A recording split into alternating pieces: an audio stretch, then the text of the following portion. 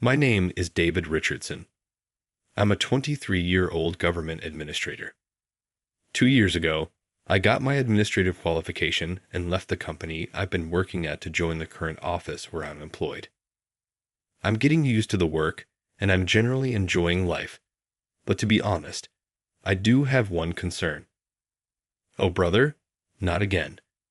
Why is this place such a mess? My sister Emily visits my apartment, and she always starts with this comment, furrowing her brows and sighing deeply. Come on, I can't help it. I'm busy with work, I protest.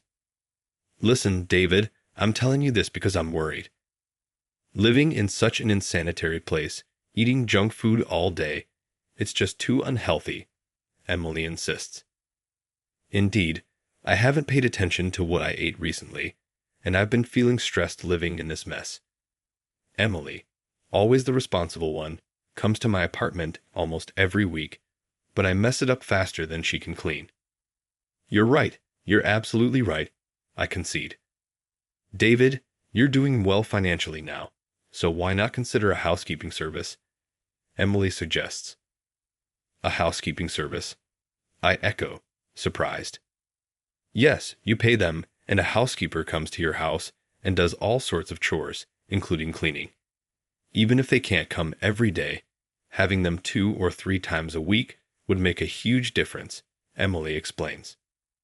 I hadn't even considered such a service before, but I'm not good at housework, so it's a perfect fit for me.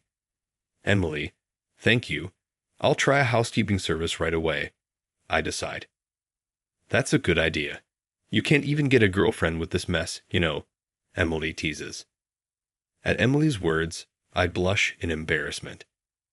I've never had a girlfriend in my 23 years of life.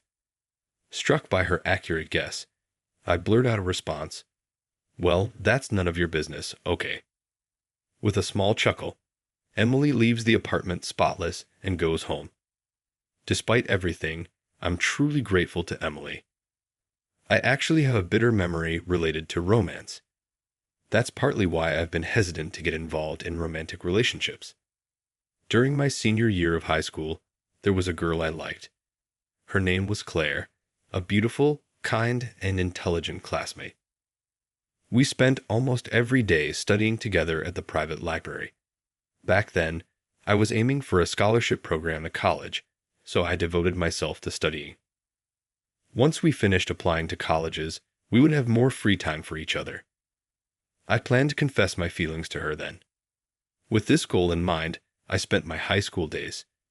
But the situation took an unexpected turn.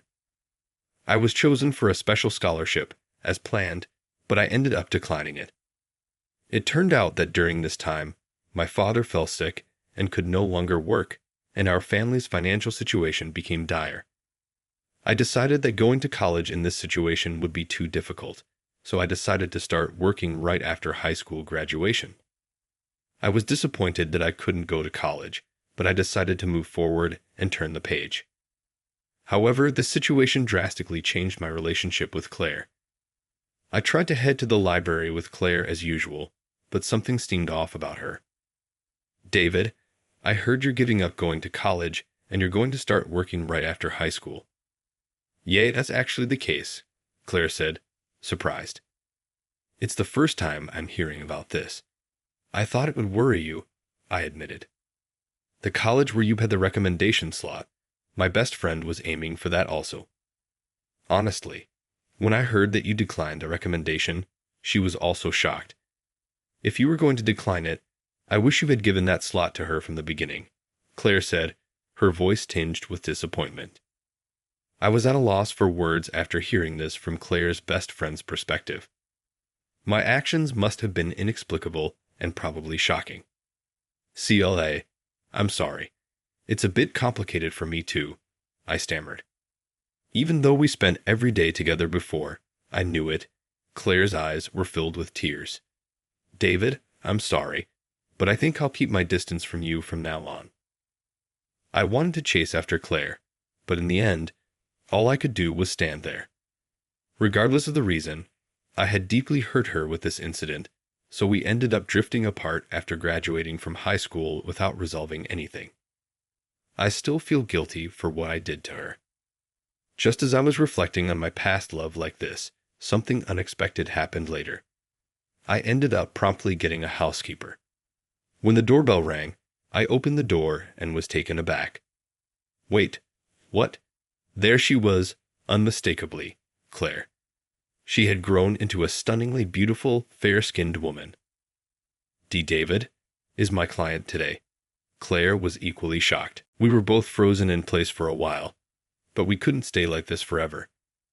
I invited Claire into the living room, handed her some tea, and Claire said, "Thank you," and began to speak.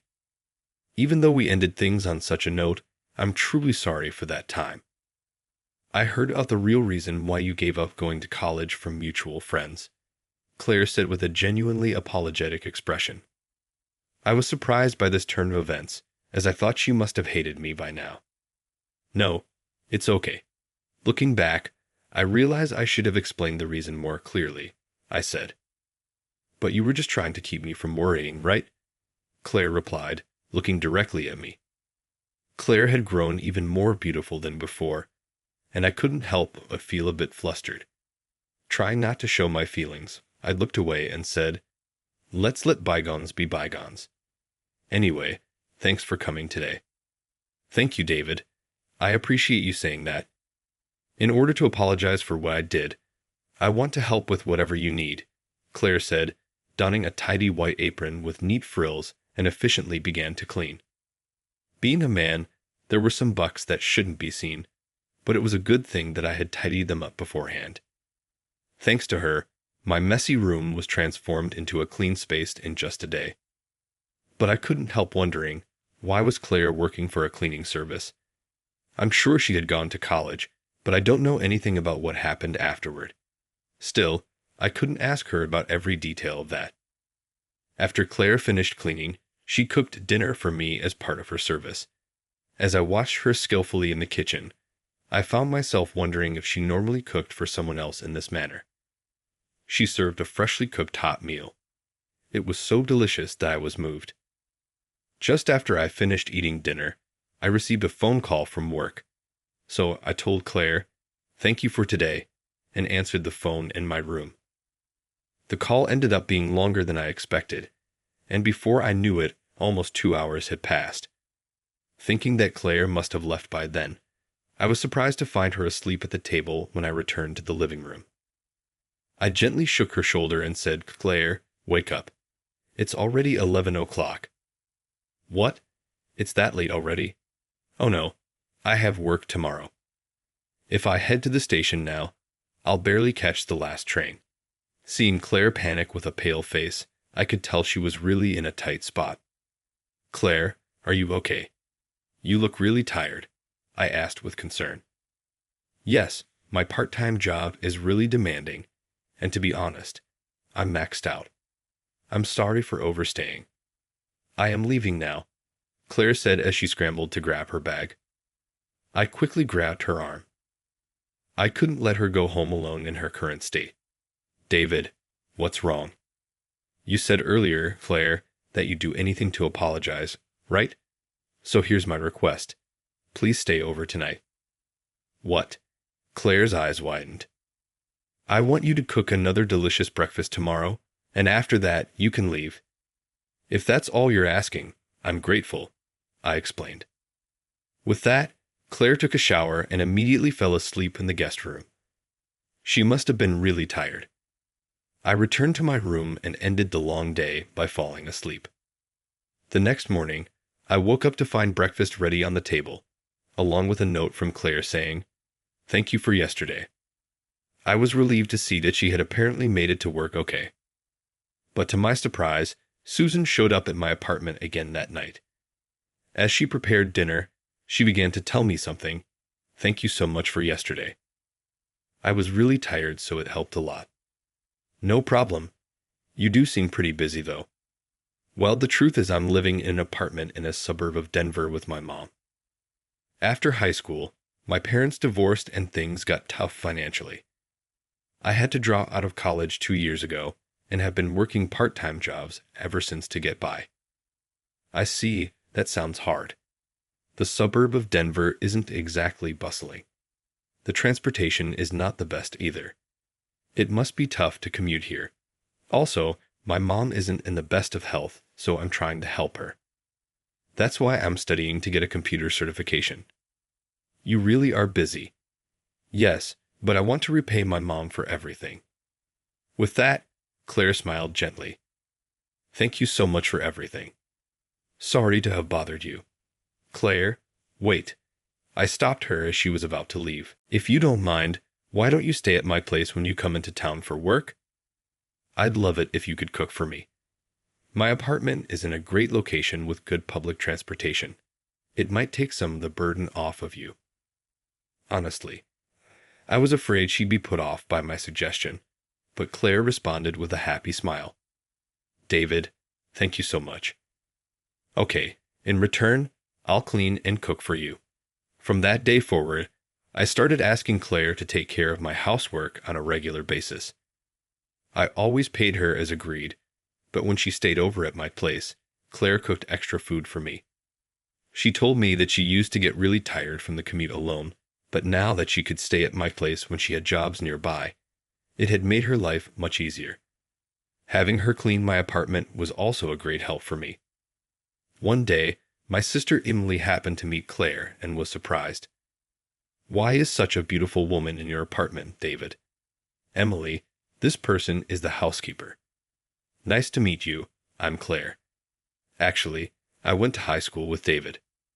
Oh, nice to meet you. I'm his sister Emily. Despite my clumsy brother, I hope we get along well. Emily quickly became friends with Claire. The two of them were chatting happily, and before I knew it, they were cooking together in the kitchen. And when they ate dinner together, they kept calling each other Claire and Emily, and seemed to be having a great time. I never imagined they would become so close. Even after Emily went home, Claire seemed to be in a good mood. Emily, such a mature and cute girl. She was following you around all the time. Wasn't she a bother? Not at all. I'm an only child, so it felt like I had a little sister. It was fun. After that, Emily frequently visited my apartment to cook and sew with Claire. They always seemed to have a great time together. Watching them, I realized how much I cared for Claire. Despite telling myself that it was all in the past, my feelings for her were only growing stronger. But I knew that Claire was just being kind to me because of her job right now. Just being able to be with her makes me happy. I should be content with that. I kept telling myself that, but then an unexpected event happened. David, I have something to tell you. I'm thinking of quitting the housekeeping service soon. Why, Claire? I was taken aback by Claire's words. You know, my relatives have arranged to have a meeting with a potential suitor. He runs his own business, and it seems I could get a full-time position there if we get married. It would put my mother's mind at ease, and I've realized I can't just wander aimlessly in life. Claire chatted nonchalantly while briskly handling the housework as usual. However, she never made eye contact with me. I felt both shocked and somewhat uneasy at her words. I see. Well, I feel lonely. I responded, but I'll work my hardest until I leave. With that, Claire forced a smile and left the apartment. Even if they were not in a relationship yet, it might be awkward for her to stay over at a guy's place before the formal meeting.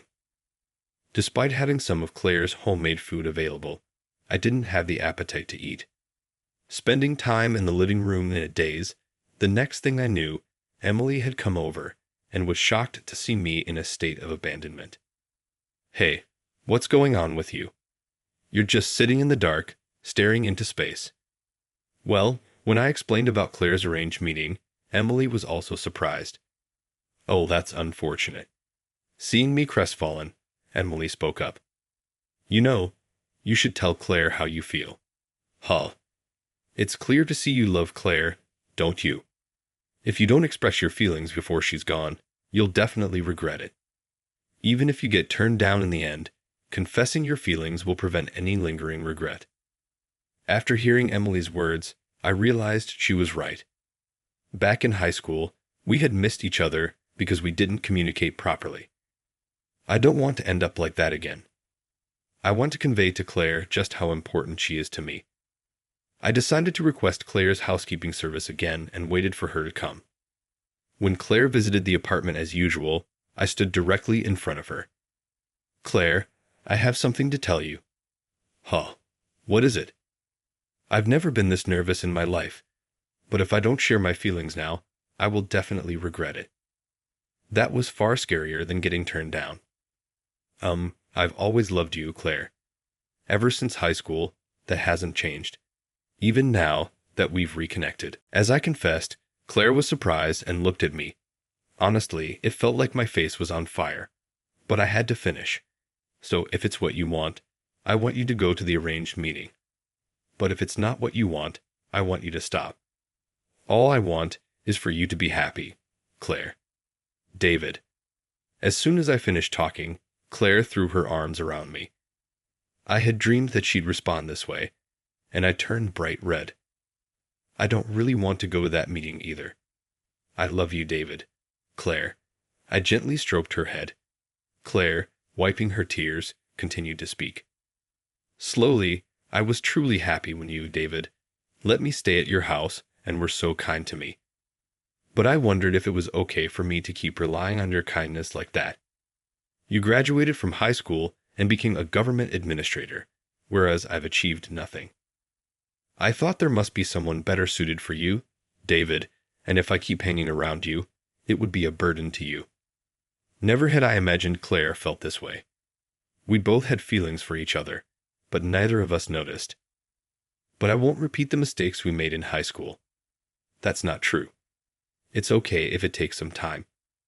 Let's move forward slowly on the path that's best for you. Claire, your mom would want your happiness more than anything. David, thank you.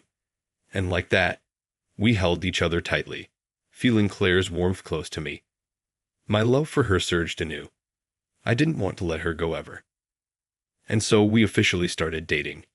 Claire, fulfilling her longtime dream, got her computer certification 6 months later and started her career as a web designer. We took this opportunity to officially start living together, and Claire's mom moved into a house nearby. Now we can meet whenever we want. It's a relief. Currently, the two of us are discussing marriage.